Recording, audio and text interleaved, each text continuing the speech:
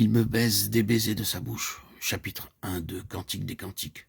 L'âme soupire après Dieu. L'âme rachetée a entendu le Seigneur lui dire « Tu es à moi ». À quoi elle a répondu « Je suis à toi ». Trouvant ainsi la paix par le sang de la croix, peut-être de longues années se sont passées sans qu'elle fît un pas de plus, ne connaissant rien du Rédempteur comme époux de son âme. Un jour cependant, elle a eu la céleste vision. De quelque manière, quelque part, elle a eu par la grâce de Dieu une révélation de cette union avec Christ, qui a aussitôt éveillé en son cœur d'ardentes aspirations. Et sous l'action intérieure du Saint-Esprit, elle a été conduite à rechercher une connaissance de Dieu aussi complète que possible. Alors, dans l'ardeur de sa recherche, elle s'écrie « qu'il me baise ». Déjà, elle connaissait le baiser paternel de la réconciliation, alors qu'elle se réfugiait, tel l'enfant prodigue, aux pieds du Père céleste. Mais maintenant, elle souhaite davantage.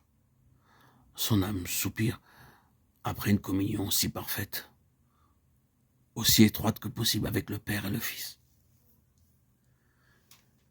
C'est bien là le cri de celui qui, ayant l'esprit de l'épouse, est attiré par Dieu lui-même. Car ceux qu'il avait auparavant connus, il les a aussi prédestinés à être conformes à l'image de son Fils. Romains 8, 29.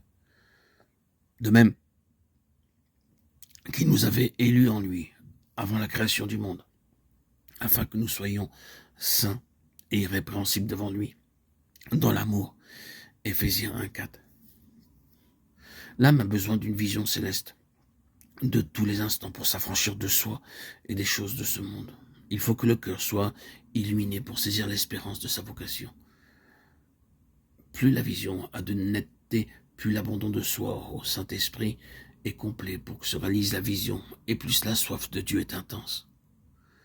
Fournaise d'ardents désirs créés par l'Esprit éternel, soif de Dieu qui est la condition suprême pour le connaître. Ton amour vaut mieux que le vin. Chapitre 1, 2, Cantique des Cantiques.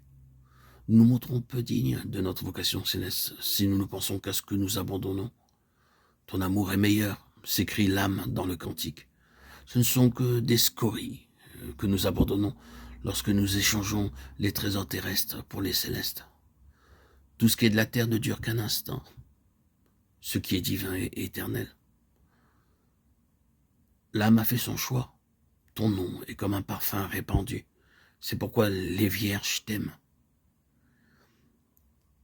Le même mot hébreu traduit ici « vierge » est rendu dans le psaume 83 par l'expression « ce que tu caches » ou « protège ». Entraîne-moi et nous courrons après toi. Chapitre 1, 3, 4.